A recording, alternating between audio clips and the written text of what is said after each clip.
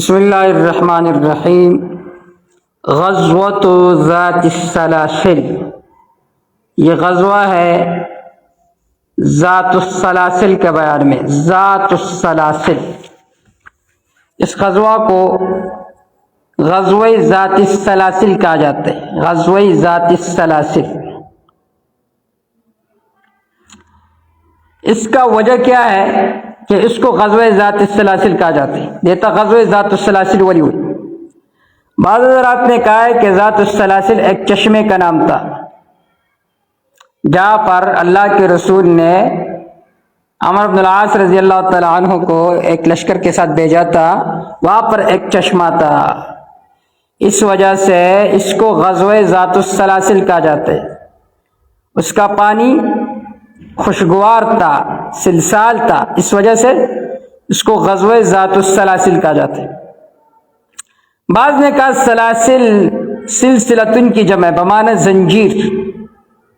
اس غزوہ میں مشرکین جم کر لڑے تھے، اپنے پاؤں میں انہوں نے بیڑیاں ڈالی تھی، اس وجہ سے اس کو غزوہ ذات السلاسل کہا جاتا ہے۔ سلسلہ زنجیر طویل لکھی کی، چونکہ پدے غزوہ کی مشرکین جم کر دوی جنگ کرے ہو پوتے بیڑیا چولی ہوئی، تدی وجہ نے تسویل لکھی گی غزوہ ذات السلاسل۔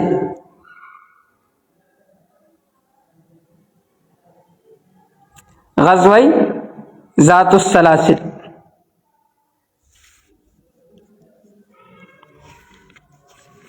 بہرحال یہ جو غزوہ ہے غزوہ ذات السلاسل، امام بخاری رحمہ اللہ فرماتے ہیں یہ غزوۃ لحم، یہ غزوۃ، یہ غزوہ لخم و جزام ان کے ساتھ پیش آیا تھا۔ قالہ اسماعیل ابن ابی خالد، یہ قول اسماعیل ابن خالد نے کی ہے۔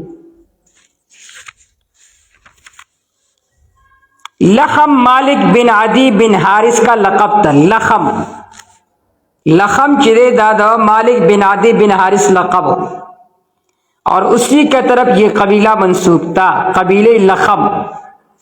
اور جزام یہ لخم کا بھائی تھا، اس کا نام تھا عامر بن عدی، عامر بن عدی۔ اس کے اولاد کو بنو جزام کہا کرتے تھے، بنو جزام۔ تو لخم یہ کس کا نام تھا؟ مالک بن عدی بن حارث، یہ اس کا لقب تھا۔ اور جزام یہ اسی لخم کا بھائی تھا جس کا نام تھا عمر بن عدی، انہی اولاد کو بنو جزام کہتے ہیں۔ تو امام بخاری فرماتے ہیں یہ غزوۃ لخم و جزام۔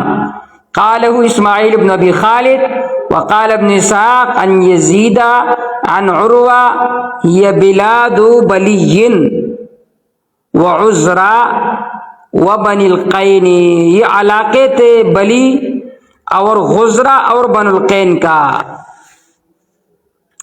تفصیل یہ ہے حضور صلی اللہ علیہ وسلم کو اطلاع ملی کہ قبیلہ بنو قزاع کے ایک جماعت مدینہ پر حملہ کرنے کے لیے آ رہے ہیں۔ آپ نے عمرو بن العاص رضی اللہ تعالی عنہ کے زیر نگرانی میں 300 افراد کو روانہ کیا۔ جب صحابہ کرام آگے چلے تو انہیں پتہ چلا کہ ان کی تعداد تو زیادہ ہے، تو حضرت عمرو بن العاص رضی اللہ تعالیٰ عنہ نے مزید 200 آدمی منگوائے، جس میں ابوبکر رضی اللہ تعالیٰ عنہ بھی تھے، حضرت فاروق اعظم رضی اللہ تعالیٰ عنہ بھی تھے۔ بہرحال اللہ تعالیٰ نے مسلمانوں کو فتح عطا فرمائی۔ یہ سارے بڑے حضرات کن کے زیر نگرانی میں تھے؟ عمرو بن العاص رضی اللہ تعالیٰ عنہ۔